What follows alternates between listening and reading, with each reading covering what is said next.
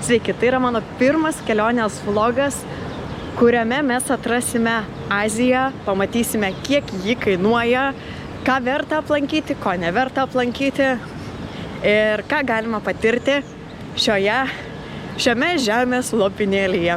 Tai planas kaip ir yra, bet jau iš ateities galiu pasidalinti, kad viskas pasikeitė truputėlį. Tad kiekviename video pasidalinsiu, kur vykstu, kaip vykstu ir kiek kainavo ta diena ir kokios bendros kelionės išlaidos. Kol kas tikslas išbūti kelionėje kuo ilgiau ir kuo daugiau patirti. Bet kokia ta realybė bus, pamatysim ateityje. Tai sveiki, pradedam kelionę. Šiuo metu esame naujame oro uoste.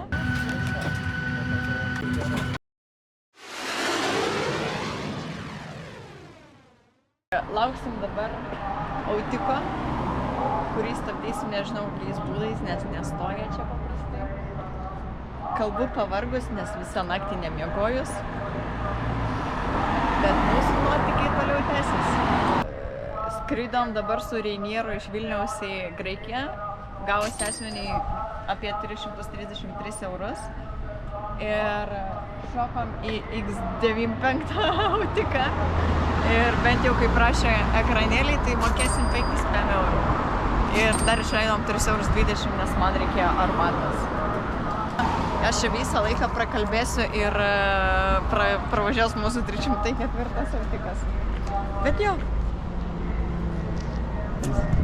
Ir dabar kelionė neaišku kada baigsis, bet va su lagaminu, kuprinė, einam ieškot namų. Kokiais Graikijos kaimais einam.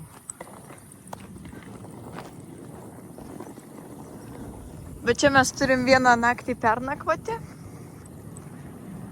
o toliau bus matyti.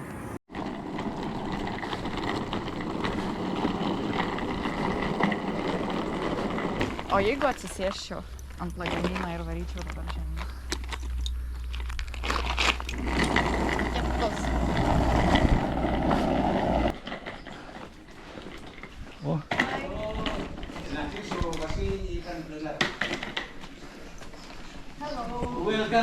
Žodžiu, mes kaip didžiausi oligarchai išsinuomavom chatą Graikijoje, 2 kambarių su living roomu.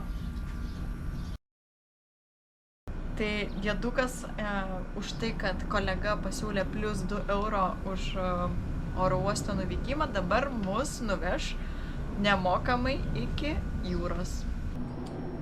Sakė diedukas, kad už 10 minučių. Jau eina valanda laiko, kaip mes laukiam dieduko.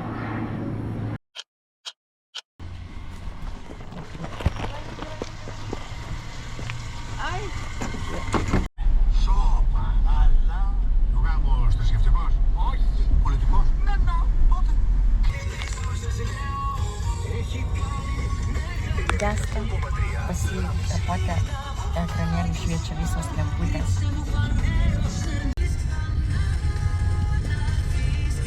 You and I lift you in the end.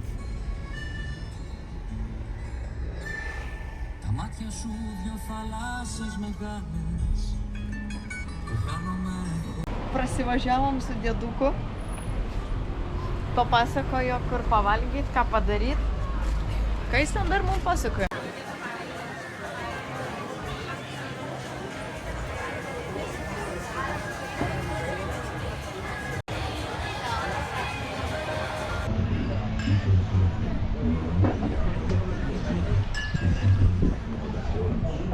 Šiaip sėdėjom, atsisėdom vienoje vietoje, bet persėdom į kitą, nes meniu laukiam 15 minučių, o mes visą dieną nevalgę.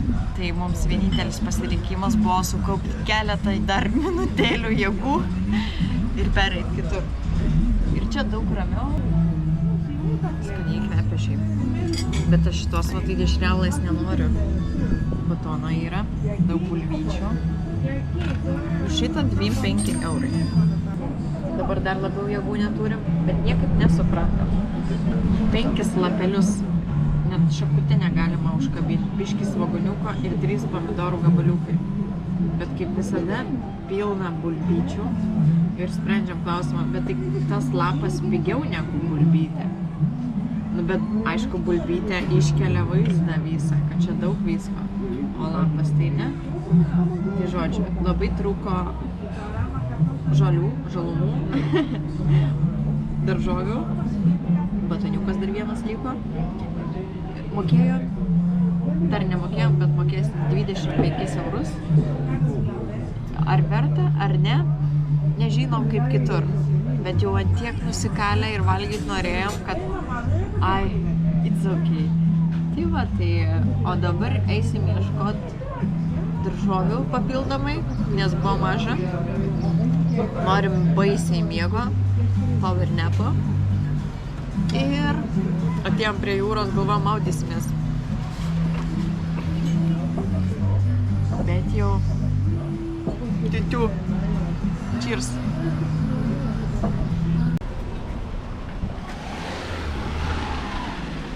Matai, koks jisai uždėtas ant lango. Žodžiu, biškį pavalgėm, jau truputėlį atsigautinėjom. Turėjau malonų pokalbį su vienu pirkėju. Žiūrėsim, ar jis pirks ar nepirks. O dabar mūsų planas, kaip ir minėjau, susirasti daržovių, vaisių ir pargrįžti namo. Bet dabar kažkaip grįžta jėgos, aš visai gal norėčiau išsimaudyti.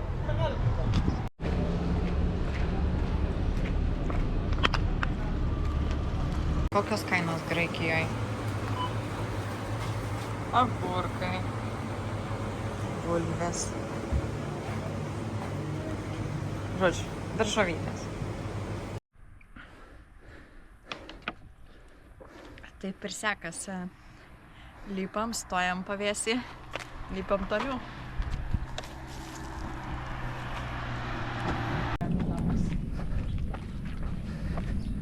Vat žmonės būtuose gyveno. Mes visą chatą pasiėmėm. Kačiukas! Jėzau, koks mažytis ulysės. Jėzau, bėdnikas. Uodegos neturi, o dieve, išjungit programą. Išėjom pavalgyti į terasą ir durys užsikirto. Tai ačiū Dievui, kad dar kilo man mintis telefoną pasiimti. Tai dar, kad mano telefone nėra šitą susirašinėjimo su savininku. Tai dabar bus iššūkių, šiek tiek reiks galvoti, kaip susisiekti su savininku. Jis gal atvažiuos su kitais raktais ir atrakins man. Bet tikiuosi, dėdukas nemiegos jau. Žodžiu, tęsinys istorijos, tik Airbnb bendravimas visas su savininku buvo. Įkreipkite dėmesio, jis štampavo savo visus spuogus čia. Bet žodžiu, tęsime klausimą, kaip pakliūt atgal į namus. Dabar kiek yra? 8 valandos. Reiks įtilsėtis, nes rytoj 11 valandos skrydis. Bet pirmiausia, namo pakliūt. Tai kur dabar viskas eina? Kokia linkme, kad aš telefoną tai turiu, bet ne tas akauntas Airbnb prijungtas ir reikia kito numerio, kuris yra viduj dabar telefonas. Tai šiek tiek stresas, bet įvyko kai kas mus išgelbėja baisiai. Tai labai gerai, kad neužsipanikuojam iškart, nors jau buvo noras toksai, kad jau viskas, panika, bet atsiminiau, kad paėmiau iš kito telefono, iškopijavau telefono numerį savininko, kad paprašiau paskambinti iš kito numerio būtų. Tai dabar tas papildomas žingsnelis, kuris nebuvo būtinas kažkada, dabar išgelbės mus, nes galėsim paskambinti savininkui. Nes kitaip situacija būtų tokia, kad rytoj atvažiuoja iš pačio ryto dėdukas ir mus randa tiesiog lauke prie puodo makaronus ribos ir negalinčius įeiti namo. Tai va, tai dabar žiūrėsim, kaip eis toliau. Bet kol kas, aišku, neįeinam namo. Vienas langas atidarytas yra pilnai, bet jisai su grotom. Parodysiu. Tai mano kambario langas, aišku, užplonytė. Bet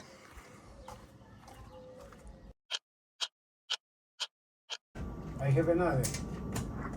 cool. O problemėlė.